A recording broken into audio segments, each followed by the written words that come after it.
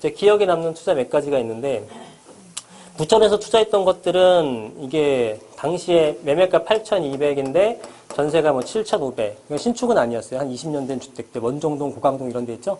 네, 그런 쪽에 샀는데 이런 것들. 뭐 하나 사는데 1,000만 원이 안 들어요. 비용 다 해갖고. 복비 주고 그다음에 취득세 내고 해도, 등기비다 해도. 그래서 우리가 그때 한 4억 정도 갖고 43개를 구입했었거든요. 한 일주일 만에. 네, 그래서 이런 것들,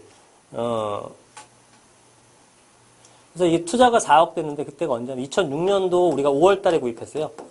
그리고 이걸 언제 팔았냐면 2006년도 11월에서 12월 사이에 다 팔았거든요. 6개월 만에.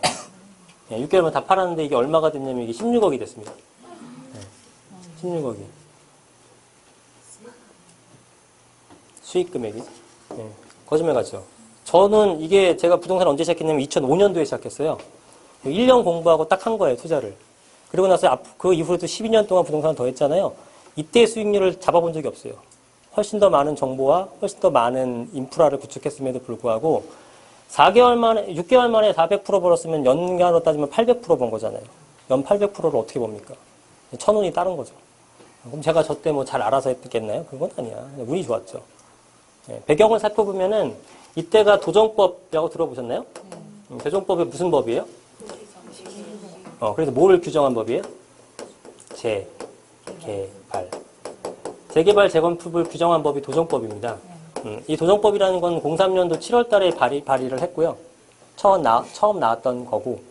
그리고 이 법에 의해서 어떤 식으로 법안이 나왔냐면은 이 법이 나온 이후 3년 내로 인구가 50만 이상인 시군구에서는 재개발에 대한 기본 계획을 수립하여야 한다라고 나왔어요. 그러면 이때가 03년 7월에서 3년이 흘러가면 어떻게 됩니까? 3년 후. 몇 년이에요, 그러면? 06년 6월 30일이죠. 그러니까 이때까지는 기본 계획을 발표를 해야 되는 거죠. 그죠? 근데 그 타이밍이 굉장히 좋았죠. 저 때가 이제 서울 뉴타운이 막 미친 듯이 돌아가기 시작할 때. 근데 일반인 분들은 아직은 잘 몰라. 거긴 중에서도 잘 몰랐으니까. 근데 제가 그때 역삼동에서 일을 하고 있었는데 거기 역삼동에 있는 분들을 재개발을 많이 사줬어요. 근데 다른 부동산 고객들도 제 부동산에 와갖고 저희 부동산에 와갖고 설명을 들었어요. 그러니까 그만큼 아무도 몰랐을 때예요. 예, 그만큼 몰랐을 때인데 그때 저는 이 도정법을 공부를 했어요.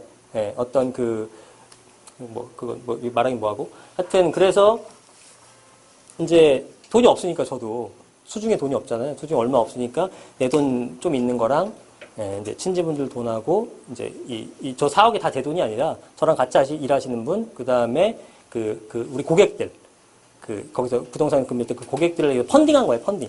저기 불려갖고 나눠준 거죠. 저게 다 제 돈이었으면 더 빨리 했을 텐데. 여하튼, 그래가지고, 저 때 이제, 갔더니, 당연히, 아예 몰라요, 현장에서는. 현장에서는 아무것도 모르는, 재개발이라는 거가 후보지였는데 뭐 아무것도 몰라요. 현장에 있는 사람들도 당연히 모르고, 재개발이라는 용어 자체도 모르고, 부동산도 왜 사람들이 이렇게 오는지도 모르는 상황인 거예요. 그래서 이때 우리가, 돈을 싸들고 이제 갔죠. 이런 식이야. 그러니까 개당 1,000만 원 정도가 안팎으로 들어가는. 그래서 물건이 나오는 걸 다 확보를 해갖고 거의 뭐 사재기를 했죠. 사재기를. 싹 다. 싹 다 사재기 한 다음에 재개발에 대한 발표가 나고. 그 다음에 이때 재개발은 누가 처음에 만들어낸 거죠? 오세훈이 만들었어요? 재개발을? 재개발을 누가 만들어? 이명박이 만들었잖아요. 진짜 몰라요? 그러네. 이명박이 서울시장 때 이명박이 재개발을 시작했잖아요. 그래가지고 이제 이명박 당시에는 야당이었단 말이에요. 야당. 지금도 야당이네. 야당이었는데 그때 집권 여당이 어디였냐면 열린우리당이었어요. 열린우리당에서 이명박이가 이걸로 신드롬을 일으키니까 재개발보다 더 완화된 법령인 재정비 촉진지구라는 걸 만들었습니다. 지금은 다 재정비 촉진지구로 명칭이 바뀌었어요. 뉴타운이라는 명칭은 법적으로 원래 없습니다. 뭐 그냥 편안하게 여러분 쓰고 계시지만. 그래서 재촉지구를 만들어가지고 이 뉴타운보다 더 완화된 법령으로 만든 거예요. 그래서 이거 시범지구를 몇 개 만들었어요. 그 중에 하나가 여기가 또 발표가 된 거예요. 11월 달에. 그러니까 한 번 뛰었고 두 번 또 한 번 점핑을 한 거죠.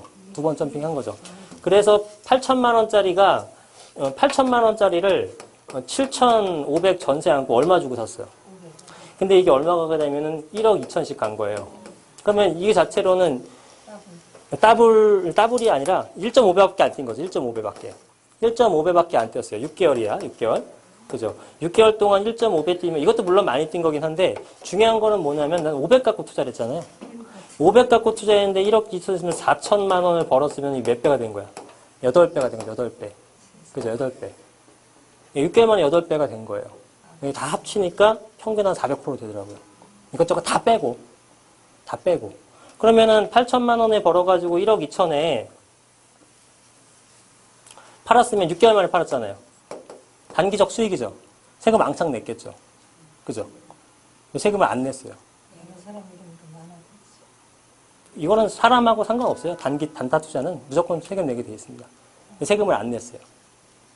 어떻게 냈을까? 다운 계약서 안 쓰죠. 그래서 다운 계약서 같은 거 쓰면 안 돼요. 오기 전에 미리 네, 숙제. 그거 가르쳐 주셔야지. 가르쳐 줘요? 그럼요. 그거 배우러 왔는데. 이걸 뭘 배우러 와. 이런 거 배우면 안 돼요. 아니야, 이거는 그냥 업계약 썼어요. 업계약서. 이건 뭐, 어차피 소문내진 않겠지, 뭐. 그죠? 저 편집하면 되고, 이 부분은. 네, 업계약서 쓴 거예요. 업계약 써가지고, 왜냐면 거기 계신 분들은 8천만 원에 이제 거래를 하잖아요.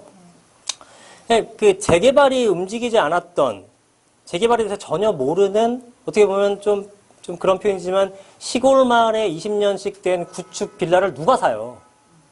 근데 와서 사준대잖아. 그냥 고마운 거야. 그러니까 여기 계신 원주민들은 최소한 10년, 20년 사신 분들이기 때문에 무조건 다 비과세가 되는 거예요. 물론 우리가 비과세만 골라서 샀지만. 그럼 우리가 사주겠다. 무조건 사주겠다. 상태 안 보고. 대신에 업계약을 써달라. 그래서 이게 설득이 되는 사람만 샀죠. 그래서 세금이 거의 안 냈어요. 그러니까 이게 다 수익이었죠. 엄청나게 수익이. 근데 지금은 이게 돼야 안 돼요. 이게 안 돼. 지금은 업계약 썼다 그러면 바로 티나죠. 다운 계약이나. 근데 이때는 솔직히 이게 좀 횡행했고. 뭐 하다 이 얘기가 나왔죠? 요즘은 업계약 쓰면 구속돼요? 구속까지는 아니겠지만 벌금을 왕창 때려 맞겠죠. 네? 그러니까 혜택 본 것들 다 토해내고 그 다음에 가산세 묻고 하는 거죠. 산 사람만. 양쪽 다. 중개업자까지 다. 다 벌금하니까. 안 하시는 게 좋아요. 하지 마세요. 지금은 정보가 워낙에 투명하기 때문에 바로 걸려요. 웬만해서는. 너무 그렇게 모험 걸지 마십시오. 그거 아니라도 수익 낼 방법 많은데. 여하튼 그 빌라 얘기하다 그랬구나. 하여튼 이런 거 투자서부터 이 면목동 거 같은 것들도 제가 이때는 언제는 08년도쯤 투자했던 것 같은데 이런 것들은 이제 제가 작은 금액의 소액 투자를 선호하는 이유가 제 경험 때문에 그래요. 워낙에 재미를 많이 봐서 지금도 그게 돼요. 여기는 매매가 여기서도 한 뭐 영목 1동하고 6동 쪽하고 제 것만 한 20개 이상 사서 팔았다 했거든요. 근데 1억 2천 정도 했는데 이게 1억 800이었어요. 그리고 전세가 1억 800. 근데 이게 6년째 있더라고. 6년째. 근데 이게 시간이 지나니까 1억 2,500이었나? 이렇게 바뀌어요. 그 다음번 갱신할 때. 끝나 6개월 만에 뭐야? 원금 회수. 그러고 나서 쭉쭉쭉쭉 지나가고 이걸 1억 8천인가 팔았습니다. 1년 좀 넘어서. 네. 그러니까 계속 갖고 있어서 계속 오르긴 했었어요. 네. 그러니까 이제 빌라 투자의 장점은 뭐냐면 이 빌라 투자의 장점은 지금 하는 것도 적용이 돼요. 일단은 소액이 들어간다라고 해서 별로 자금 부담이 안 된다라는 거 하나. 그래서 소액으로 찾는 것은 굉장히 중요합니다. 근데 지역은 서울. 아까 말씀드렸죠? 지방 가면 300투자, 200투자도 있어요. 근데 그걸 사고 나서 4년 뒤, 6년 뒤에 가게 되면은 이런 거예요. 한 6,800밖에 안 해요. 아파트가 심지어. 매매가가 6,800인데 전세가 6,500이에요. 제 살은 아니에요. 들은 건데 6개를 샀대 이 사람이. 6개 사봐 2천만 원 갖고 산 거야. 그죠? 아파트를. 근데 이제 거기가 어땠냐면은 진짜 아파트만 있어요. 논밭에 아파트만 있어. 이게 싸지. 예. 근데 이거를 4년 5년 정도, 4년 5개월, 4년 6개월 정도 뒤에 갔어요. 여기를. 금액이 어떻게 변했을 것 같아요? 똑같아. 전세 6,500에 매매가 6,800. 올라갈 이유도 없는 거야, 전세가가. 뭐 허허벌판인데 뭐. 거기 뭐 들어오게 되면 이제 대박이지. 뭐가 들어오고 뭐 이렇게 발전되면 좋은데 그게 아니에요. 이런 이제 시골들. 이런 것들은 이제 안 되는 거예요. 그죠? 그러니까 지방이라고 다 안 된다는 뜻이 아니라 지방에서도 그러니까 서울화돼 있는 것, 도시화돼 있는 것들의 빌라는 사도 되겠죠. 그죠? 그리고 아파트가 비싼 것들. 그죠? 그런데 이게 이해하기 쉽게 이제 서울하고 비교를 하는 거고, 하지만 서울 같은 경우에는 계속 이제 수요가 창출되는 곳이니까 해도 된다. 그래서 일단 소액 투자를 하는 게 중요하다. 그 다음에 소액 투자를 하되 이제 수요가 계속 늘어날 수 있는 곳, 수요가 늘어날 수 있는 곳을 하면 좋겠죠. 공급량까지 분석하면 제일 좋고, 근데 요거는 뭐 어려우실 테니까. 수요 분석은 간단해요. 이거는 회사랑 가깝냐 뭐냐 이거예요.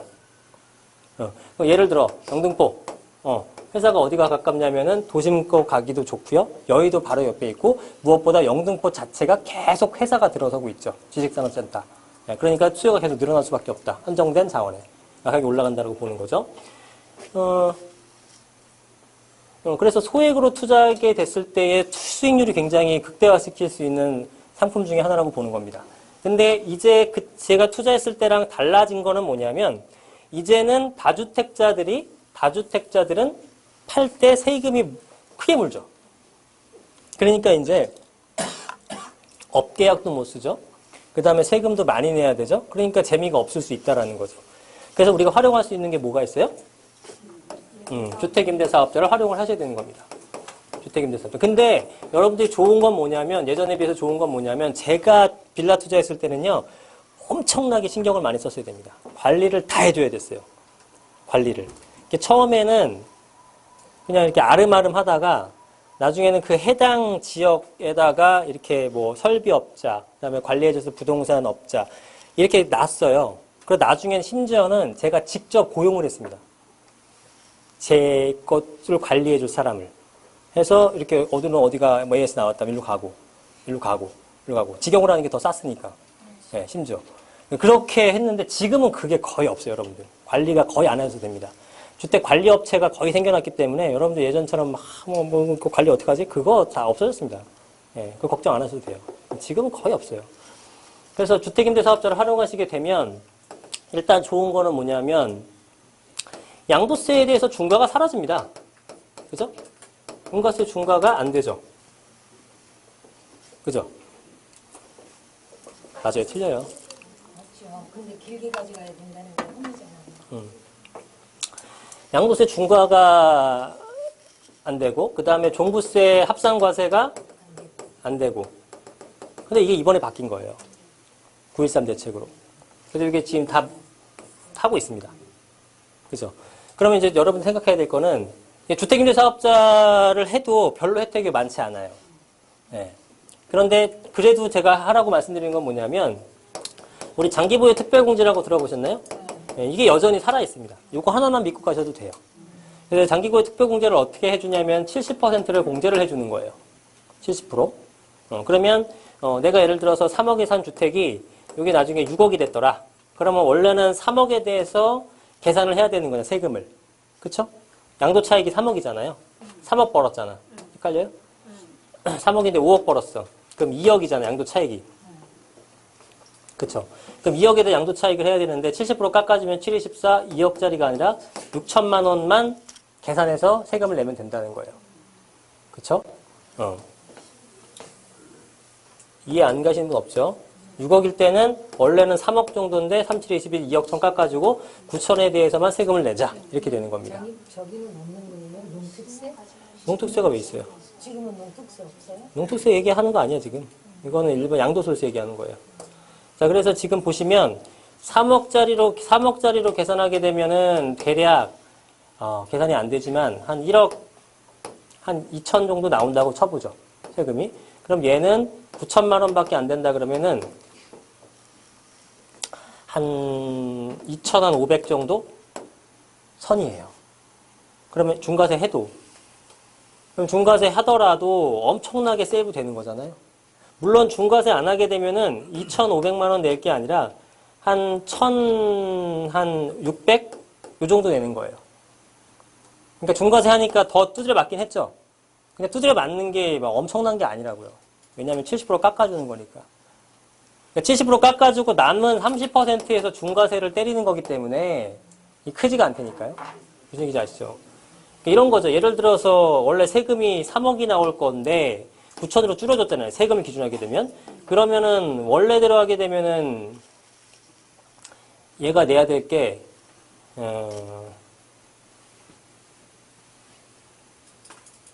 얼마 정도 되지? 하여간 개념 이해되시죠? 그러니까 100원을 벌어서 100원에다가 중과세를 때리는 게 아니라 100원에서 70% 깎아주고 30원에다가 중과세 하는 거기 때문에 별거 아니란 얘기예요. 그래서 이 장특공을 갖고 있으면은 그만큼 혜택을 받는다. 그 다음에 또 한 가지 장점은 지금 공시가 6억 미만들, 빌라는 다 속합니다. 이런 것들에 대해서 올해 말까지 한시적으로 적용되는 법이 있어요. 올해 말까지 이 중공공임대사업자로 등록을 해서 요거는 8년이 아니라 10년짜리예요. 10년짜리로 등록을 한 다음에 10년의 의무 임대 기간을 채우게 된다면 요거는 양도소득세를 100%를 감면을 해줘요. 양도소득세 100%. 양도소득세를 100% 감면을 해줍니다. 그러면 아까처럼 계산해 봤을 때 3억짜리가 6억이 됐잖아요. 그럼 3억에 대해서는 양도 차익을 내야 되는 건데 이 양도 차익이 뭐 1억 2천 정도 나왔다. 이거를 다 깎아주는 거예요. 하나도 안 내는 거예요. 되게 좋죠.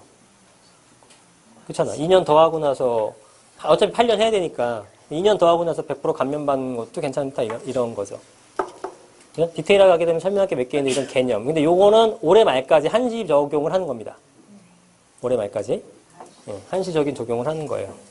서울만 되는 거예요? 아니면 수도권? 다 됩니다. 지역은 관계없이. 예. 중과세 같은 거. 그러면 그거 할 때 기왕이면 재건축할 가능성이 있는데 그런 데도 하면 좋겠네요. 왜요? 10년 대까지 가니까요. 뭐든 10년 가구갈 생각이 있는 것들은 정권이 바뀌면 중간에 완화된다고. 가능성이 있죠. 충분히.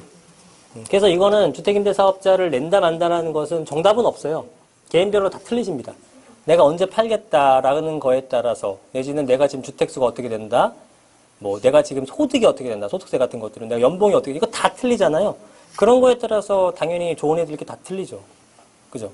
그럼 언제 팔아야 될지에 따른 틀리고, 만약에 이거 사게 되면 10년 묶이는 거잖아요. 근데 난 5년 뒤에 현금이 필요하다. 당연히 하시면 안 되는 거지. 그죠? 그러니까 이건 정답이 없고 자기의 개인에 맞게끔 선택을 하시면 되는 거예요. 그러니까 저는 이런 제도를 알려드리고 활용을 하시라는 거죠. 그 다음에 신축에 대한 구입을 하게 되면은 이 취득세 부분에 대해서 85%를 감면해주는 제도가 있습니다. 취득세를 85% 감면을 해줘요. 이거는 뭘 구입할 때 좋냐면은 뭐 다세대도 좋지만 오피스텔 구입할 때 특히 좋아요. 그죠? 오피스텔은 세금이 높죠. 3억짜리 다세대 사게 되면 취득세 얼마예요? 다세대는 330이지 뭐, 그죠? 근데 3억짜리 오피스텔 사게 되면 이건 세금이 얼마예요? 한 1,400 되는 거예요. 그죠? 엄청나게 높죠.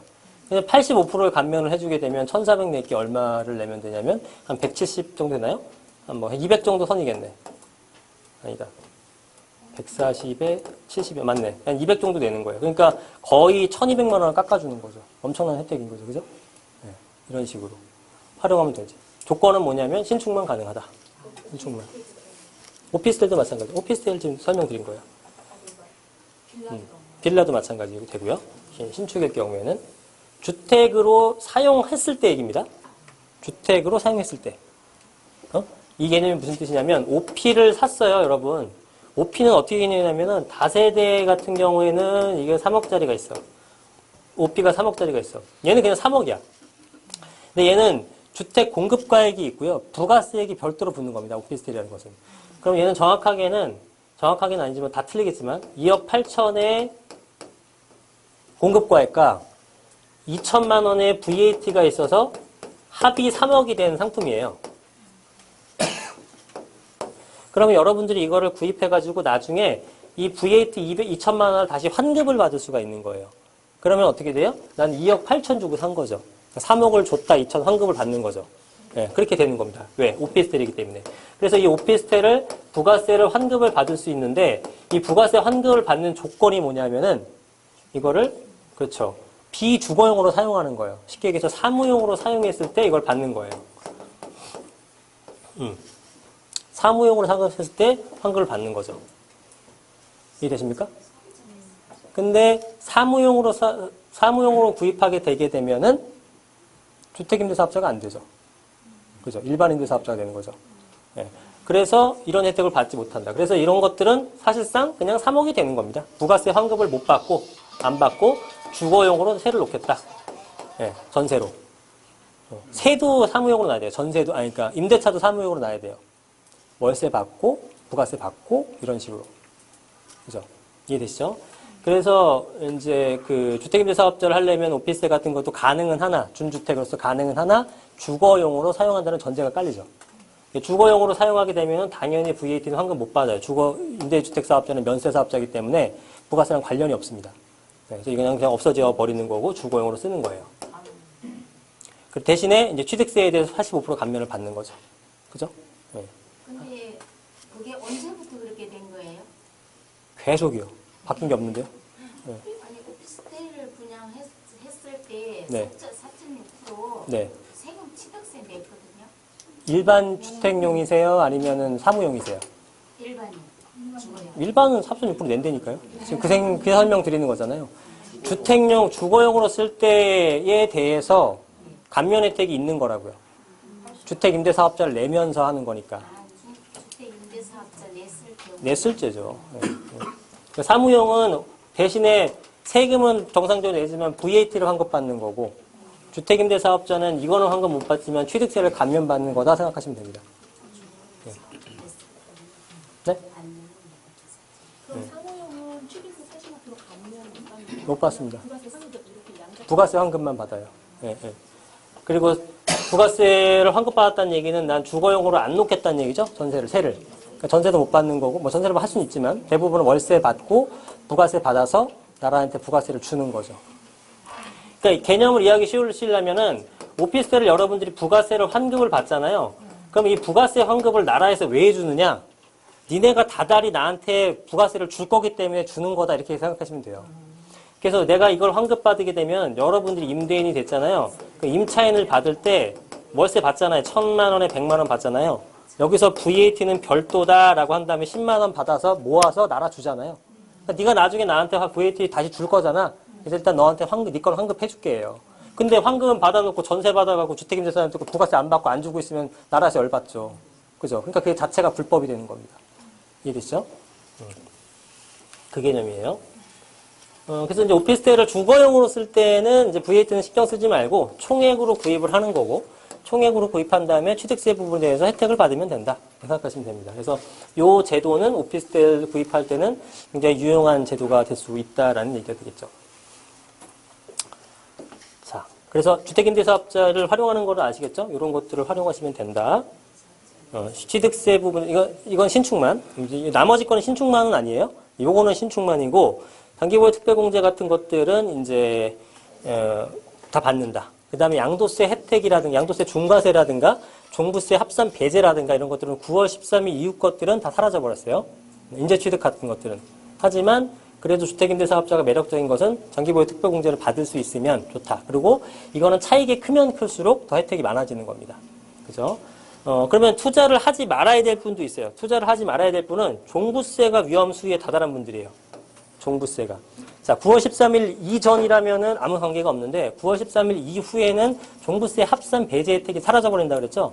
그럼 지금서부터 구입하는 것들은 다 종부세 합산 대상이 되는 겁니다. 그럼 내가 주택이 비싼 게 있어. 한 15억짜리가 있다. 그럼 여기다가 3억짜리 주택 몇 개 붙여버리면은 엄청나게 높아지게 되겠죠? 이런 분들은 안 사시는 게 낫고. 아니면 난 그 정도 종부세는 내고 수익을 내겠다 하시면 하셔도 되는 거고. 그죠? 구간이 아직 적은 분한테는. 근데 우리가 3억짜리 빌라를 구입하게 됐을 경우에는요, 공시 가격은 한 50에서 60% 정도 보시면 됩니다. 그래서 한 1억 5천서부터 한 1억 8천 정도 선이라고 보시면 돼요. 그걸 잘 따져봐가지고 계산하시면 되겠죠. 네. V3 대책 이후에 공시지가를 꾸준히 올린다고 발표했잖아요. 네. 빌라가 지금 공시지가가 많이 낮게 책정된 상황에서 그게 또 어떤 수익을 실현할 수 있는 제도가 아닌가요? 그러니까 종부세는 공시가격 현실화를 한다고 하는데 그게 이제 약간 구두상 개입한 개념도 좀 크고요. 왜냐하면 공시가격은 분명히 현실화는 하긴 할 거예요. 좀 더 높일 거긴 한데요. 이 종부세랑 달리 이 종부세라는 것은 이제 그냥 부자세이다, 부자세. 부자들이 내는 세금이에요. 근데 재산세라는 것은 모든 국민이 내는, 유주택자라면 모든 국민이 내는 거거든요. 근데 공시가격 현실화라는 거는 이것만 건드리는 게 아니라 얘도 건드리는 겁니다. 조세정이 굉장히 심한 것들 중에 하나예요. 그래서 올리는 것도 굉장히 말은 그렇게 했지만 단계적으로 상승을 시킬 거고요. 올라가는 폭이 그래도 매매가 상승분에 있어서는 여전히 계속 못 따라잡을 거예요. 네.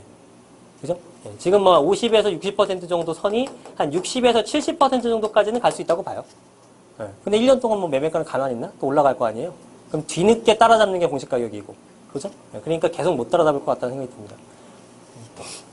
어쨌든 지금보다 높아지게 되겠죠. 네, 근데 재산세 부분이야 뭐 높아지는 거 몇만 원에서 뭐 그죠? 연간 몇십만 원 정도 수준이니까 올라가는 금액 생각하게 되면은 저는 뭐 엄청 내지 않았겠습니까? 주택 많았을 때 건강보험료만 한 달에 뭐 85만 원, 90만 원 냈는데 근데 그게 한 3채 사놓고 모든 비용 한 2채, 3채 정도 딱 다 처리가 돼요. 세금 내고 뭐하고 한 게 2채, 3채 판 수익으로 다 처리가 되고 나머지는 다 수익금이에요. 세금은 내지만. 그러니까 사실 조금 더 크게 고려하시게 되면은 그게 되게 짜잘한 병으로 느껴지십니다. 투자를 좀 해보시면. 예, 큰 금액은 아니에요. 자, 어쨌든, 그렇게 이제 활용을 하시면서 투자를 하시면 된다라는 얘기가 되죠. 그래서, 그런 분들은 미리 말씀드리는 거예요. 종부세가 위험수에 오신 분들은 추가적으로 구입하는 거에 대해서 종부세가 이제 과도하게 부담되는 분도 있겠죠. 뭐, 지금 부동산 자산이 있으신 분들. 그런 분들은 좀 조심하실 필요가 있다는 겁니다. 지금 얼마 전에 종부세 인상안에 대해서 발표했던 거 보게 되면은 최저 기준이 시가 기준에 했을 때 한 14억 정도 했었잖아요. 다주택자가. 네, 다주택자가 14억 정도 했었고, 1주택자 같은 경우는 17억 정도 했었고, 이건 뭐 의미가 없고, 내가 주택이 여러 개 있는데 이 합산 금액이 한 14억 정도가 된다. 라고 하게 되면 이때부터 이제 종부세가 뭐 시작되는 수준? 이렇게 보시면 되죠. 저게 부합산으로 따져. 아닙니다. 종부세는 부부 합산이 아니라 개인별입니다. 개인별. 그래서 내가 만약에 그 명의가 많다. 그럼 부인 걸로 이제 좀 나누는 거고요. 자녀한테 나눠도 되고. 그러면 양도세 같은 건 세대 합산이잖아요. 그죠? 소득세는 부부 합산이잖아요. 종부세는 인별 합산입니다. 개인별. 그래서 나, 부인 해도 별개가 되는 거죠. 그렇게 명의를 나누는 것도 하나의 방법이고. 그런 전략을 다 짜서 내가 투자할 수 있겠다 싶으신 분은 이제 투자하셔도 되는 거예요. 양도세는 무슨 합산이에요? 양도세는 세대 합산입니다. 세대. 자녀들까지 전부 다. 네, 모든 세대원들 전부 다죠. 네. 2년 거주도 계속 해야 되는 거예요? 네? 2년 거주. 2년 거주? 임대사업자인데도 네. 2년 거주 요건이 있잖아요. 주택임대사업자를 내고 2년 거주 샀을 때 그 집에서 2년 거주가 있잖아요. 그러니까 이제 내가 이제 주택을 A, B, C를 샀어요. 근데 이거를 다 임대사업자를 냈다고 치죠. 그리고 또 하나의 주택을 구입했다는 얘기잖아요. 그죠? 그럼 요거를 팔 때 거주해야 되냐? 그 얘기예요? 그만 임대사업자 거기 샀을 때. 임대사업자를 거주해야 되냐고요? 네. 아니요, 임대사업자는 거주할 필요 없죠. 뭐 비과세 받으시려면? 아니면 일반과세? 그렇죠. 일반과세는 8년 이렇게 채운 다음에. 아니요, 거주 안 해도 돼요. 요 자체만 해놓게 되면은 일단은 지금까지는 9.13 대책 전까지는 다 혜택을 받았죠. 일반 과세 되고 장기 보유 받고 종부세 합산교재 받고 다 받을 수 있는 거죠. 예, 예. 됐죠? 요거 이제 이해 다 되셨죠? 그래서 이제 이런 것들을 여러분들 잘 고려하셔 갖고 투자에 임하시면 되는 거고. 그래서 이 지역은 이제 정리해서 말씀드리게 되면은 영등포 자체는 2030 도시기본계획 3핵 중에 하나고 그 3핵 중에서 가장 지금 저렴하며 가장 전망이 밝다. 그다음에 중공업지에 대한 그 서울시의 공격적인 어떤 투자 성향과 그다음에 서울시가 2030 도시기본계획으로 인해서 앞으로 장기간 동안에 이쪽에도 개발하겠다라는 점. 그다음에 여의도라는 것에 대해서 뭐 맨해튼처럼 개발한다고 하잖아요. 그래서 이러한 개발로 인해서 그 후광 효과를 입을 수 있는 지역이라는 점, 그다음에 신길 뉴타운이라든가 노량지라든가 이런 쪽에 주변 영등포 일대의 지금 가격대가 굉장히 높게 형성돼 있다는 점, 그다음에 교통 편의성이 좋고 직주 근접성이 뛰어나다는 점을 봤을 때 굉장히 앞으로의 전망이 높게 점칠 수 있다는 것. 그렇지만 여러분들이 고려할 때는 이제 투자 들어갔을 때 개개인이 갖고 있는 주택 수라든가 세금 부분을 잘 고려해서 투자를 하셔야 되는 거고, 이 지역 내에서도 선호하는 것들, 아까 말씀드렸던 것 투룸이나 쓰리룸 형태가 소액으로 들어갈 수 있다라는 점이고요. 그게 어떻게 보면은 제가 볼 땐 올해나 내년 상반기 늦어도 그때가 마지막 타임이 될 수 있어요. 그 이후에는 아마 6, 7천 정도로 갭은 벌어질 겁니다. 지금은 3, 4천 정도 되지만 더 벌어지겠다. 더 벌어질 것 같아요. 근데 지금이 오히려 좋은 건 뭐냐면 물량이 은근히 적진 않아요. 지금 현재 공사하고 있는 걸 보게 되면. 그래서 가격도 그렇게 높지 않은 걸 수도 있습니다. 내년부터 이제 인허가 물량이 안 나오게 되면 당연히 시소성 때문에 가격이 높아지는 거고, 내년에 인허가 물량을 받은 것들에 대해서는 당연히 땅값이 이미 상당히 높아져 있기 때문에 원가 자체가 높아지게 되면 분양가도 높여야지. 그죠? 그 사람도 돈을 벌려면. 그럼 매매가가 높아지는 현상이 생기게 됩니다. 그랬을 때 그게 뭐가 좋은 거냐면 아까 똑같죠? 아파트가 분양했을 때 주변의 기존 아파트까지 끌어올려준다. 빌라도 똑같아요. 주변에 비싸게 분양하니까 우리 것도 끌어올려주는 거죠. 난 3억에 샀는데 옆에 있는 애가 3억 5천에 분양해. 새 거니까 나보다는 좀 높아도 난 3억 3천까지는 갈 거 아니에요. 그럼 목표 달성이야. 3천 투자해서 3억 3천 되면 되는 거예요. 그죠? 그럼 전세가도 매매가에 따라서 올라가니까 또 따라 올라가죠? 또 물량도 얼마 없고. 그러면 2년 뒤, 4년 뒤에는 나는 일단은 원금을 회수하겠죠. 원금 회수한 다음에 편안하게 가면 되는 거고, 혜택을 다 받으면서 나중에 세금도 없고. 그래서 작은 금액의 투자로 원금도 회수하면서 갖고 있다가 나중에 팔면 차익도 크게 되는 겁니다. 이론적으로는 그래요. 그래서 이제 뭐 괜찮다라고 보는 거고요. 지역적으로는 이제 보시게 되면은 자, 일단은 처음에는 어디가 좀 많이 투자처로서 사람들이 많이 몰렸냐면 요 9호선 라인들이 당연히 많이 몰렸어요. 처음에는 이쪽에 당산, 선유도 1가, 여기가 양평동 4, 5, 6가, 그 다음에 당산동 6가, 5가는 뭐 없지, 6가 정도나 이런 라인들이 인기를 많이 끌었었습니다. 좀 더 확대를 해서 볼까요? 잘 안 보이니까. 요 라인이 좀 더 확대. 거기는 지금 비싸요? 비쌉니다. 저기는 3억대는 다 넘었죠. 3억 한 2, 3천 정도 형성돼 있어요. 그리고 여기에 이제 갭이 커지다 보니까 요로 내려온 거예요. 왜냐면 여기도 뭐 나쁘지 않거든. 네. 그래서 이쪽도 교통이 좋다 보니까 그 다음 일대는 여기가 이제 투자처로서 각광을 받았습니다. 그리고 계속 각광을 받는 이유는 요 아래쪽에 지금 개발지가 있어요. 개발지가. 요 일대가 개발이에요. PPT 잠깐 보여드릴게요. 어디 갔냐?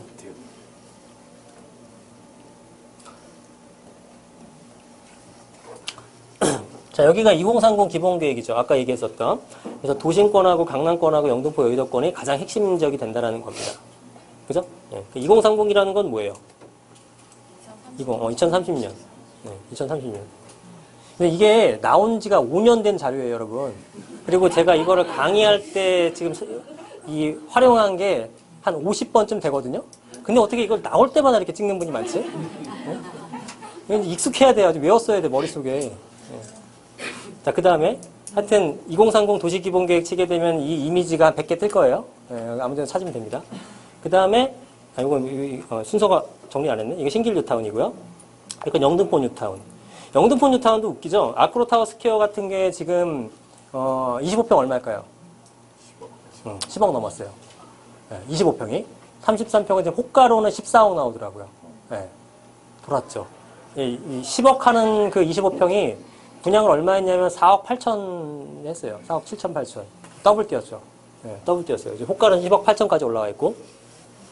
그래서 이게 영등포가 왜 4억 8천, 이거 뭐 그때 뭐 시기도 별로 안 좋긴 했지만 굉장히 낙후된 동네에서 자기만 아파트가 새 거라고 이렇게 가격이 올라가냐는 어떤 부정적 시각이 되게 많았어요. 근데 막상 해보니까 장난 아니거든요. 그러니까 이제 주변에 있는 것들이 어떻게 돼요? 분양가를 이빠이 올리는 거죠. 그죠? 이빠이 올리는 겁니다. 아까 보셨잖아요. 아까 뭐 이름 생각 안 나지만 3천만 원에 분양하고. 근데도 프리미엄 붙잖아요. 그러니까 이런 거 있으면 막 올라가는 거죠. 영등포는 이런 게 좀 많다라는 거죠. 영등포가 재개발 지역이 아마 25개구 중에 가장 많을 겁니다. 물론 해지된 지역도 있지만 아마 총 34개인가? 뭐 하여튼 그래요. 개발을 계속 해야 되는 동네입니다. 가보면 알겠지만. 여러분들이 현실적인 뭐라 그럴까요? 좀 팁을 드리면 구입하려고 마음 먹었으면 가서 그냥 사시면 돼요. 갔더니 동네가 너무 안 좋더라. 그럼 가지 마세요. 가면 당연히 안 좋지. 엄청 안 좋아요, 그 동네. 그지 같아요. 네, 그지 같은데 앞으로 좋아지는 거니까 사는 거지.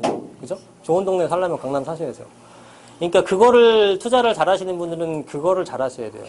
앞으로의 전망, 장밋빛. 그죠? 옛날에 지금 우리 강남에 사시는 분들이 뭐 정말 크게 돈을 벌어서 들어가신 분도 있지만 대다수 반포 1단지 같은 경우에 이 그 조합원 총회 같은 거 제가 하는 거 보니까 다 70대, 80대 분들이 되게 많으세요. 그러니까 예전에 사가지고 기다리다 보니까 올라간 거거든요. 근데 엄청나게 뛰었잖아요.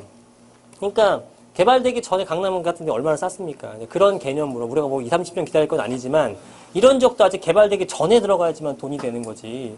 목이 깨끗하고 그러면 당연히 올라가는 거죠. 입지가 좋은데. 영등포가 좋은 건 뭐냐면 입지는 엄청나게 훌륭합니다. 그 다음에 친구가 여의도야. 굉장히 훌륭한 친구를 뒀죠. 그래서 나도 나름대로 업그레이드가 될 것 같은데 나는 지금 꾀재재 하거든. 근데 그거를 깨끗한 옷을 갈아입혀 준대잖아요. 그럼 엄청나게 상승하는 거죠. 그죠? 그래서 이런 것들을 해보니까 가격이 엄청나게 높아지고 있고 그래서 분양가들 책정들을 다 다시 하는 겁니다. 높게. 근데 그게 다 분양이 되고 있다. 잘 안 보이는데 요게 이제 여의도서부터 물레동까지의 개발 계획입니다. 뒤에 나올 거예요. 그 다음에 요거 같은 경우에는 중공업 지역의 비율이에요. 중공업지가 대부분이죠, 영등포는. 근데 예전에는 이 1970년대 이렇게 중공업 육성정책 펼 때, 그때는 여기는 완전히 깡촌이었죠, 서울 중에서도. 뭐 강남도 개발되기 전이었으니까. 그래서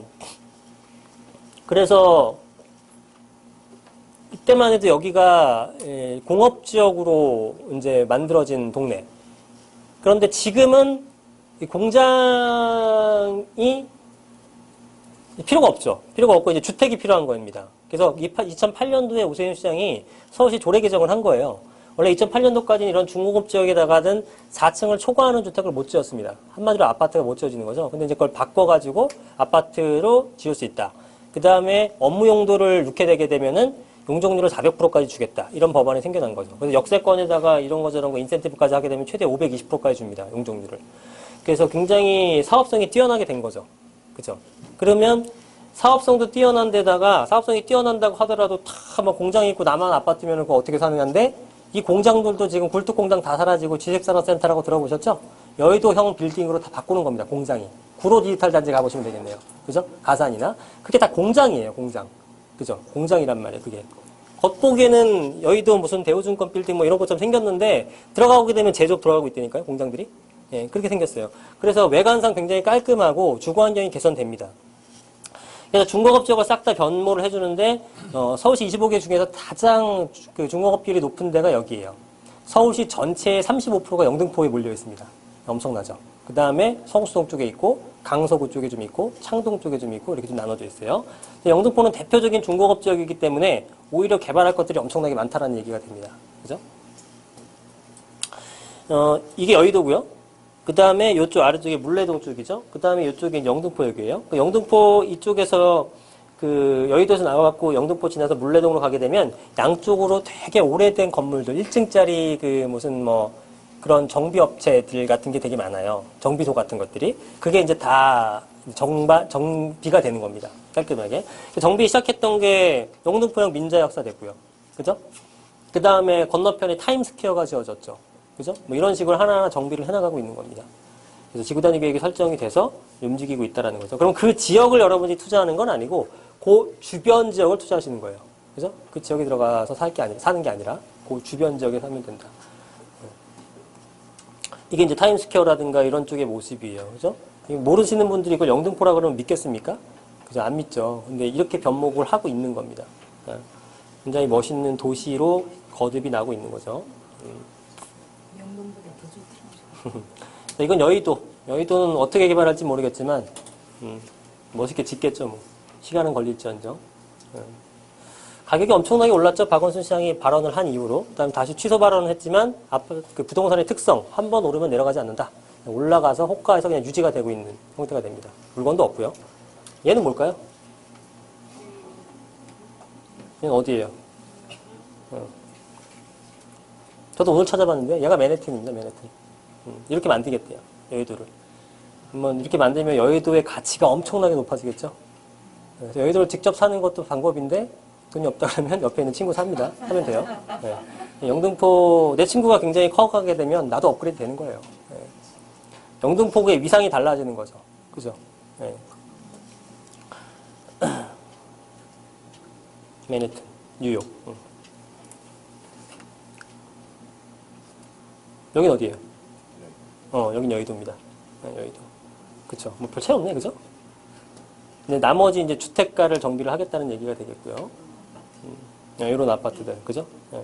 이런 아파트들을 이런 고층화 시키는 거예요. 그죠? 우리 지금 잠실처럼 뭐 30층짜리는 이런 꼬꼬마로 안 만듭니다. 저기 여의도는 최소 50층, 최대 70층 이렇게까지 계획을 하고 있어요. 왜냐하면 그렇게 용적률을 높아줘야 스카이라인을 맞출 수 있는 거고 그렇게 높여서 줘도 어쨌든 주거지가 모자른 동네예요. 여의도 자체는. 그렇잖아요. 왜냐면은 다 보고 나서 얘기할게요. 다 봤네. 자, 그러면 봐봐요. 우리 지도를 볼 때 여의도라는 곳이 이렇게 생겼어요. 근데 여의도가 이렇게 생겼는데 우리 편집도상 보게 되면 빨간 게 상업지죠. 빨간 게 상업지인데 주거지역은 얼마 없는 상태잖아요. 근데 상업지는 되게 높게 짓죠. 주거지는 걔보다 훨씬 낮게 짓는단 말이에요. 그럼 이 비율이 반대가 되더라도 지금 문제인데 그렇잖아요. 상업지는 조금이라도 확확 올라가고 그러니까 사람들이 많이 필요한 거고 주거지는 낮게 지니까 많아야 되는데 심지어 상업지 비율이 훨씬 더 큰 동네입니다. 그러니까 주거지가 아무리 높게 지어봤자 모자르는 거예요. 주거지가. 그렇죠? 지금 상업지 비율이 이렇게 높은 데가 별로 없어요. 자, 옛날 뭐 우리나라 전통적인 도심 여기만 좀 빨갛죠? 그죠? 그거 외에는 여의도가 상업지가 이렇게 많은 데가 없어요. 강남도 마찬가지고 강남도 얼마 없잖아. 쭉 퍼져 있는 거지. 그죠? 길게 퍼져 있는 거지. 저렇게 모여 있는 곳이 없단 말이죠. 그죠? 그래서 상업지들이 완전 많이 모여 있고 그러다 보니까 이쪽에서는 당연히 이런 아파트들은 나중에 개발됐을 때 직주 근접의 최상급이잖아요.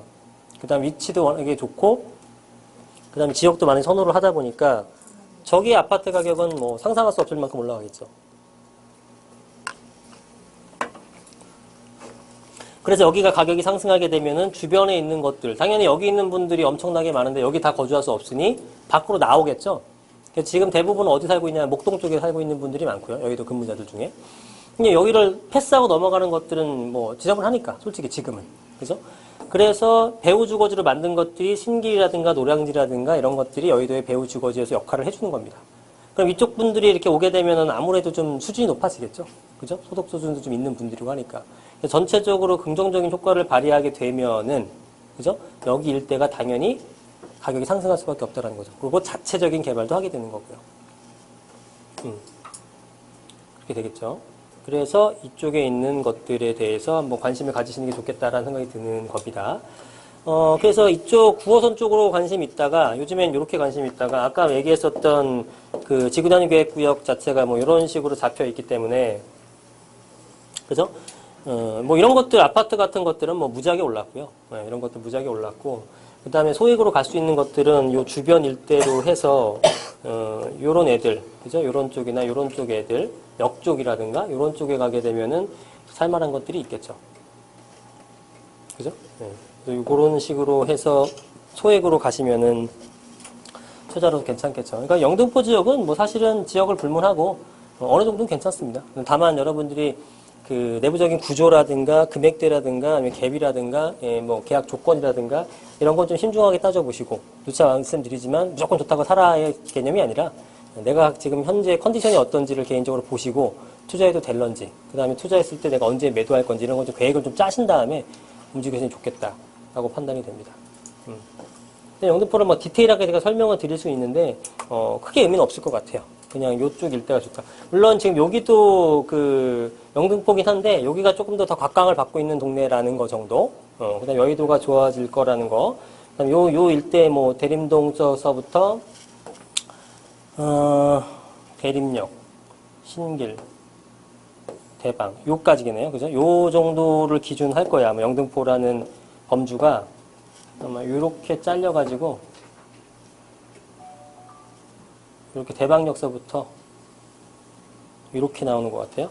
기준이 이 동작구고 여기 영등포구고, 그죠? 그러면 영등포가 좋으니까 동작구 넘어가서 사면 돼요, 안 돼요? 좋지, 더. 동작구가 더 좋은 동네예요, 영등포구보다. 네. 네, 좋아. 근데 비싸니까 일로 오라는 거지, 뭘. 네. 신풍역 근처도 괜찮단 말씀이시죠? 신풍역 근처도 괜찮죠. 여기도 이제, 여기 만만치 않아요, 금액들. 요 일대는 뭐, 요 뉴타운에 대한 것도 있지만, 요 일대가 요 라인으로 구로디지털 단지 통해서, 여기 한림대 성심병원 통해서, 요쪽 도림사거리 해갖고, 신안산선이 개통되는 라인입니다. 신안산선. 네, 그래서 이쪽 일대도 당연히 호재가 있죠. 요런 것도 되게 많이 사라고 말씀드렸는데, 예, 요런 것들도. 예, 많이 올랐어요. 이런 것들도. 되게 쌀 때 들어갔거든요. 내림동이 중국 사람들이 많아서 음. 그 투자한 사람들이 회의하는 소리를 들었거든요. 네. 금액이 안 오른 건 아닌데 확실히 덜 올랐죠.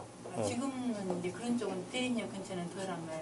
아니요. 여전히 이제 뭐 갭은 작습니다. 다른 지역에 비해서는. 왜냐하면 말씀대로 그런 어떤 그 고정관념이 있다 보니 사람들이 매매로는 잘 안 사요. 근데 보시면 7호선하고 2호선 양쪽 끼고 있는데 금액이 낮다라는 건 굉장히 메리트잖아요. 교통은 되게 좋잖아요. 교통 여의도라든가 강남 가기 편한데 7호선도 있으니까. 그런데 그 사람들이 여기는 편의성 때문에 들어가고 싶어. 근데 막상 사장이 조금 찜찜해. 그게 전세로 사는 거예요. 그러니까 전세가는 높죠.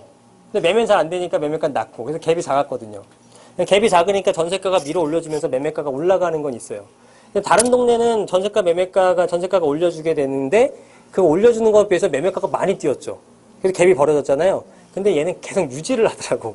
그러니까 매매를 이렇게 잘 들어가려는 수가 아직도 한정적인 거고 대림동은 아직은 좀 뭐 이런 게 아직도 많다라는 얘기가 되겠죠. 수요가. 근데 이제 전세가가 워낙에 그 갭자가 작다 보니까 내가 돈이 뭐 한 1억 5천 정도 뭐 내외 뭐 이렇게 있다. 근데 나는 뭘 하고 싶은데 다른 데 없어. 그럼 이런 거라도 해야지. 그죠? 그런 거라도 하는 사람들이 그나마 있기 때문에 가격은 올라가는 거죠. 올라가는 거고. 그렇지만 그거에 비해서는 확실히 좀 적다라고 보시면 돼요. 수가 적은데 나중에 제가 털려고 할 때 그럼 안 팔릴 수도 있고 그런 거. 그러니까 그런 개념이에요. 그러니까 수요가 아예 없다라는 게 아니라 적다라는 개념을 생각하시는 거예요. 예. 근데 이제 아무래도 적다라는 것은 황금성 부분에서 다른 것보다 좀 오래 걸릴 수 있다. 내지는 경기가 조금 안 좋을 때는 잘 안 팔릴 수 있다. 이런 건 있겠죠. 경기가 좋을 때는요, 다 잘 팔려요. 근데 그러니까 예를 들어 우리 빌라를 구입하는 것도 여러분들이 6층짜리 빌라, 8층짜리 빌라를 구입하는데 7층 구입하고 싶어요? 2층 구입하고 싶어요? 당연하잖아요. 그죠? 헷갈려요? 8층짜리 빌라인데 2층 하나 나왔고 물건이 7층 하나 나와서 뭐 사고 싶어요? 금액이 똑같은데. 7층 사고 싶잖아요. 네, 맞죠? 맞는데 2층 같은 것들도 이제 경기가 좋을 때는 아무 상관없어요. 막 잘 팔려. 근데 경기가 안 좋을 때는 7층은 먼저 팔려요. 그래도 팔려. 근데 2층은 조금 시간이 걸려. 이런 차이가 있어요. 그것도 이제 지역은 그렇게 보시면 돼요. 근데 그런 것들은요, 저는 사실은 이제 이런 개념이죠. 그러니까 이제 예를 들어 8층짜리가 좋은 매물이 다 빠졌어요. 2층만 남았어. 그럼 안 사시는 분들이 있더라고요. 근데 그거는 좋은 생각은 아니고 이제 뭐 사람마다 틀리겠지만 당연히 7층이 좋아요. 다 팔렸어. 위에 있는 것들은 좋은 것들은. 그럼 이거 남았으면은 이런 개념입니다. 7층짜리는 예를 들어서 1억이 올라. 근데 얘는 한 8천만 원만 올라. 이런 개념이 되는 거예요. 근데 난 1억이 이게 없다고 나서 이거를 포기하자 이렇게 생각하시면 안 된다는 거지. 얘도 오른다는 거 어떻게든. 대신 얘보다는 황금성을 똑같이 하기 위해서 좀 싸게 내주면 돼요. 그런데 보편적으로 7층하고 2층 하게 되게 되면 2층짜리가 또 쌉니다. 처음부터. 그래서 어느 정도 커버가 다 돼요. 근데 다만 이런 건 있어. 나는 무조건 언제 내가 이때 결혼할 거야. 내지는 이때 뭐 자녀들이 결혼해야 되기 때문에 돈이 필요해. 이렇게 하게 되면은 이런 걸 사야지. 이런 거 사게 되면 그 적정 시점에 안 팔리게 되면은 돈은 필요한데 안 팔리게 된다. 그러면 금매로 팔게 되는 거죠. 그럼 수익이 확 줄겠죠. 그래서 이거는 뭐 그런 게 없어. 난 장기로 가져갈 거야. 그러면은 기다렸다가 바람이 불 때가 있어요. 그때는 2층이고 7층이고 그냥 싹싹싹 팔려요. 그런 개념을 생각하셔야 되는 겁니다. 재건축 아파트는 1층은 상관없나요? 1층이 상관없다는 뜻은 재건축 아파트를 상관이 있죠. 당연히 높은 층이 감정평가를 높게 받죠. 아파트인데도요? 응? 아파트인데도요? 층이라고 상관이 있어요? 층이라고 당연히 상관이 있고요. 이거는 조합 정관에 따라 틀린 거예요. 법으로 정해진 건 없어요. 근데 우리가 아파트가 이렇게 있어요. 그러면 1층서부터 뭐 재건축 대상이니까 한 10층까지만 있다고 보죠. 그럼 요게 나중에 30층으로 지어질 거 아니겠습니까? 그죠? 그럼 1층부터 30층까지 지어지는데 얘가 막 30층을 가. 얘는 막 1층을 가. 그럼 좋아해, 싫어해요? 미친 듯이 반대하겠죠? 이건 안 되는 거야. 옛날에 이렇게 했다가 불협화음이 많다 보니까 이젠 법은 한 게 아니라 정관으로 따라서 하는데 거의 관례화돼 있어요. 그래서 어떻게 되냐면은 10층짜리 아파트가 30층으로 되는 거면 몇 배 올라간 거야? 3배 올라간 거죠? 그래서 여기서 1층 있는 사람들은 어디로 가냐면 넌 1층부터 2층, 3층까지 중에서 추첨이야. 10층은 이제 평가가 좀 낮겠지만 9층짜리들은 너는 좋은 거니까 27, 28, 29 중에 뭐 추첨이야. 얘는 안 좋아도 좋은 거. 이게 당연히 차이가 있는 거죠. 그래서 재건축 1층이냐, 5층이냐, 7층이냐 그러면 다 틀려요. 엄청 차이 납니다. 그죠? 그 다음에 요즘에서는 앞동이냐, 뒷동이냐. 앞동에 지하철역이 있어요. 어디가 좋아요? 앞동이 똑같은 평수지만 한 2억 더 비싸. 그 옛날에 압구정동 같은 거. 근데 지금 가까운 쪽에 있는 A동하고 뒤쪽에 있는 B동하고 지금 뭐가 더 비싸요? 지금 B동이 더 비싸. 왜요? 조용한 것 같고 되겠어요. 한강변이 보이니까. 네, 한강변이 보이니까 지금은 이게 월등히 비싸요. 근데 불과 10년, 15년 전에는 이게 훨씬 더 비쌌어요. 한강의 가치를 몰랐을 때는. 그래서 아파트, 이런 재건축 대상 아파트들도 다 층별로, 동별로, 심지어 라인별로 다 평가가 틀리고요. 금액이 다 거기에 적용이 됩니다. 나중에 배정받는 것도 틀려요. 그러니까 군을 세워요. 1군, 2군, 3군, 4군, 5군, 6군, 10군, 12군 이렇게 나눠요. 계층을 나누는 겁니다. 그래서 나는 몇 군에 들어갔냐, 3군에 들어간다. 그러면 A급이잖아요, 얘들은. 1군이니까 얘네들은 가장 앞동. 한강 조망 보이는 가장 앞동의 뭐 로얄층. 얘네 가지고 가는 거야. 그리고 2군은 가장 앞동의 뭐 한 중간층. 내지는 바로 뒷동의 로얄층.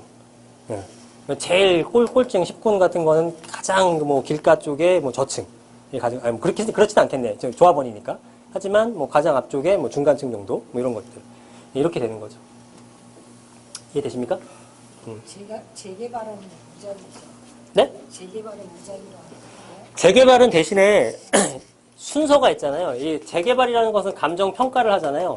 그러면 감정가가 나옵니다. 쉽게 얘기해서 이제 비례율 곱하게 되면 권리가가 생기는데 이 권리가의 순위를 다 매겨요. 그래서 내가 몇 등이냐가 정해지게 되겠죠.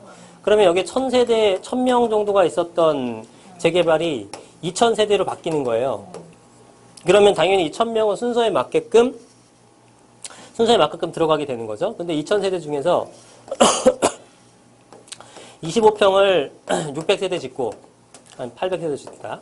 800세대 짓고, 33평을 800세대 짓고, 42평을 400세대 지었어요. 그런데, 한 1500명 정도 해볼게요. 근데 여기 있는 중에서 1000명 정도가 33평을 신청을 했어요.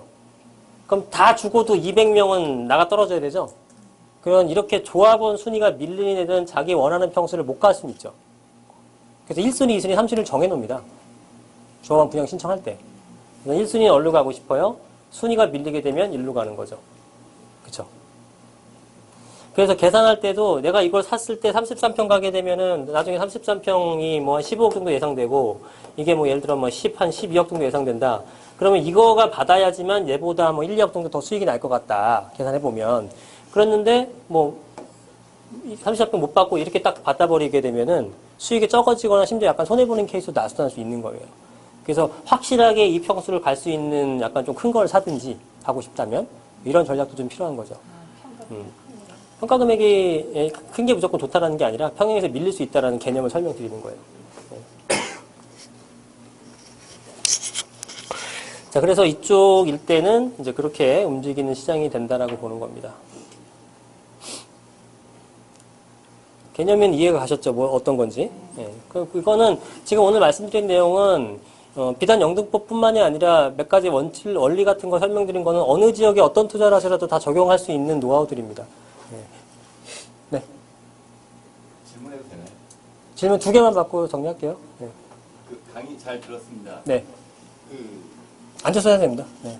영등포에 대해서 상반기부터 소장님도 몇 번도 영등포에 대해서 강의하셨었고요. 네. 사실 네. 상반기부터 뭐 각종 커뮤니티나 매체나 각종 언론이나 네. 많이 이렇게 부각을 했는데 네네. 뭐 하반기에 지금이라도 그 소액 투자 빌라 네. 갭 투자가 뭐 그래도 가능한 건지 지금 끝으로 가는 거 아닌지. 아니요. 저는 상반기부터 이렇게 이슈가 됐고 하반기부터 이슈가 됐다고요? 상반기부터 이렇게 이슈가 많이 되고요. 이슈가 많이 됐기 때문에, 약간 좀 너무 울고 먹었기 때문에 더 좀 끝물이 아니냐? 저는 그렇게 안 보고요. 일단은 그렇게 보는 몇 가지 이렇게 그 기준점들이 있습니다. 첫 번째로는 약간 끝물이라는 개념이 생겨나려면요. 일단 갭차가 많이 벌어져야 돼요. 아파트랑 똑같습니다. 아파트 갭차 계속 하다가 지금 못 하잖아요. 그죠? 갭이 이만큼 벌어졌으니까. 빌라도 마찬가지거든요. 이게 처음에 갭이 이렇게 뭐 2천만 원, 3천만 원 하다가 지금 6, 7천만 원, 8천만 원 벌어지게 되면 투자자들이 안 붙죠. 못 붙죠, 당연히. 그렇게 되려고 해야 되는데 아직까지는 저렴한 것들이 많이 있다라는 거죠. 그 다음에 또 한 가지는 아까 인허가 물량 보는 건데 물량이 계속 많게 되면 힘들어질 수 있어요. 근데 분명히 작년에 허가받아서 올해 허가받아서 올해까지 짓는 것들은 적지 않아요. 근데 그 지표만 보고 판단할 게 아니라 내년에 내지는 올해 인허가받은 물량은 현저하게 줄어들었고 그 뜻은 내년에 완공되는 것들이 많이 줄어든다는 얘기고요. 그럼 내년에 수요는 일정해요. 내년이라고 수요가 줄어들 리는 없잖아요. 근데 공급은 줄어드는 현상. 그러면 약간의 공급 과잉을 내년 정도면 이미 다 수요가 채워질 수 있다는 거죠. 그 다음에 기존에 이런 선분양했던 것들이 그러면 미분양으로 남았느냐. 그게 없어요. 다 분양은 완료가 된 상태고 굉장히 높은 프리미엄, 높다라기 표현은 웃기지만 어떤 투자금 대비한 높은 프리미엄에 붙어 있어서 거래가 되고 있는 현실을 봤을 때는 이게 계속 갭이 벌어지고 전세도 안 맞춰지고 공급 물량, 인허가 물량, 대기 물량이 많다 그러면 그건 위험한 신호가 되는데 그런 게 아니더라. 거기에 지금 주변에 일단 방금 설명했던 여의도에 대한 개발 계획이라든가 영등포에 대한 개발 계획, 중공업지에 대한 개발 계획이 계속 유지가 되고 거기에 대해서 한결같이 서울시에서 발표를 하고 있는 한 전망이 아직도 굉장히 좋지 않겠느라고 판단을 하고 있는 거고요. 그 다음에 영등포 지역 자체의 아파트 가격이 상승하고 있는 것들, 특히 올해 많이 상승했기 때문에 올해 많이 상승한 거에 비해서 빌라가 상승하는 분들은 굉장히 뭐 사실 아파트 상승분에 비하면 조족지열이거든요. 그렇다면 그런 것들이 올해 하반기서부터 내년에 좀 반응이 있지 않겠느냐라는 생각도 듭니다. 그래서 물건만 잘 찾으시게 되게 되면 괜찮다고 생각이 들고요. 저번에도 한번 말씀드렸지만 제가 8월 달에 내용이 정확하게 기억은 안 납니다. 7, 8월 달에 한번 했었는데 솔직히 말씀드리면 그때 하고 나서 진짜 엄청나게 많은 문의가 오셨고요. 실제로 저희가 이제 중개사니까 제가 이 한 60개 정도, 67개 정도를 거래를 해드렸어요. 근데 그때 거래해줬던 금액이 싼 거는 2억 7,500, 약간 안쪽에 들어간 거. 좀 높은 것들은 2억 9,300 정도였었나? 뭐 이렇게까지 했던 것 같아요. 800인가 300인가. 근데 지금은 나와 있는 물건들 이제 있는 것들 중에서는 제일 높은 거는 3억 4천까지 가 있고요. 보통 평균가는 3억 2, 3천 정도가 돼 있어요. 그러면 2억 한 8, 9천 정도에 사서 지금 3억 2천 정도만 보더라도요. 2달 만에 이미 투자금 회수한 겁니다. 투자금만큼 오른 거예요. 그죠? 그러니까 2억 8, 소액 투자 장점이 그거라니까. 2억 8천에서 3억 1천 뭐 별로 안 뛴 것 같은데? 10% 뛴 것 같은데? 90% 무이자 레버리지를 들고 뛰었잖아요, 우리가. 3천만 원 투자해서 3천만 원이 벌써 올라간 겁니다. 그쵸? 네, 그런 형태가 되는 거죠. 그래서 제가 볼 때는 아직은 가치에 비해서는 저렴하다고 판단이 되고, 석 달 전에 뭐 3천만 원부터 샀는데 지금 많이 높은 게 아닌가? 아니죠. 그 사이에 주변 일대의 아파트 가격이 상승했다 그러면은 가치 자체가 뛴 거예요. 가치 자체가 뛴 거니까 가격이 올라가는 거고, 추가적인 가격 상승에 대한, 영향력이 남아있다고 저는 판단을 하는 거죠. 그러니까 무엇보다 일단은 입지가 워낙에 탄탄합니다. 그죠? 여의도는 얘기하게 되면 다 입지가 좋다 그래요. 영등포는 입지 얘기를 안 해. 사실은 영등포가 더 좋은데. 그렇잖아요.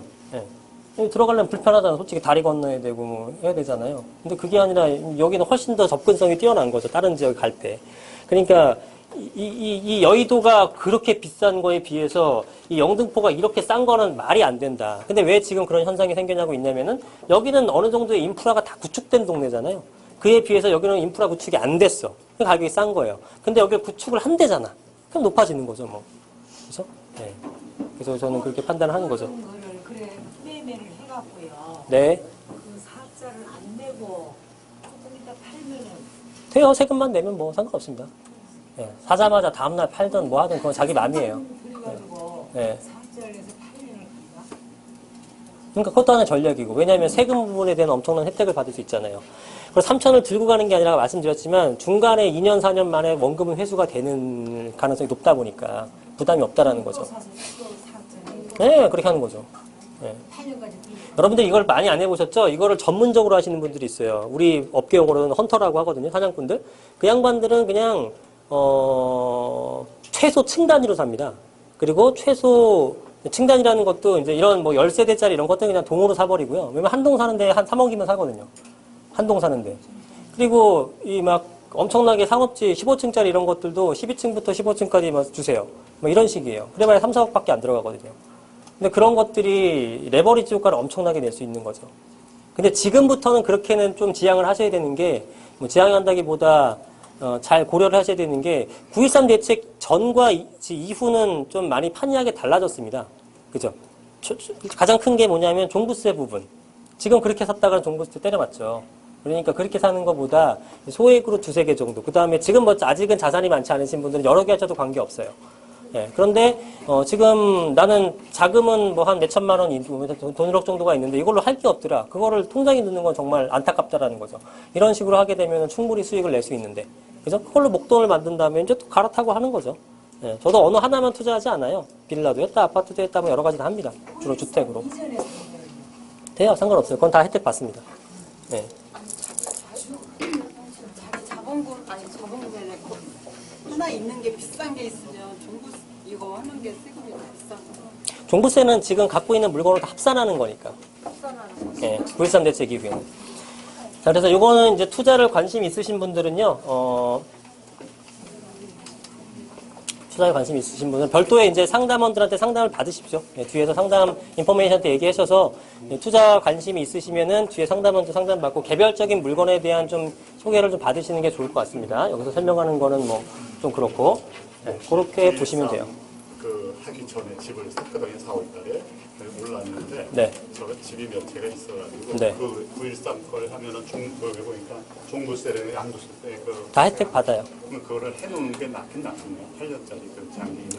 그러니까 이제 그거는 딱 부러진 정답을 드릴 수는 없죠. 왜냐면 이제 전략을 어떻게 세우시냐에 따라 틀린 거니까. 근데 내가 여유 자금을 했고 뭐 길게 갖고 와도 상관없다. 그러면 기왕이면 혜택 받는 게 좋죠. 그리고 내 건 다시 하나 사놓고. 다만 이제 이렇게 했을 때 우리가 혜택만 받는 거는 아니고, 그죠? 그 전월세 인상률 상한이라든가 이런 것들 있잖아요. 그런 걸 잘 고려를 해보셔야겠죠. 네.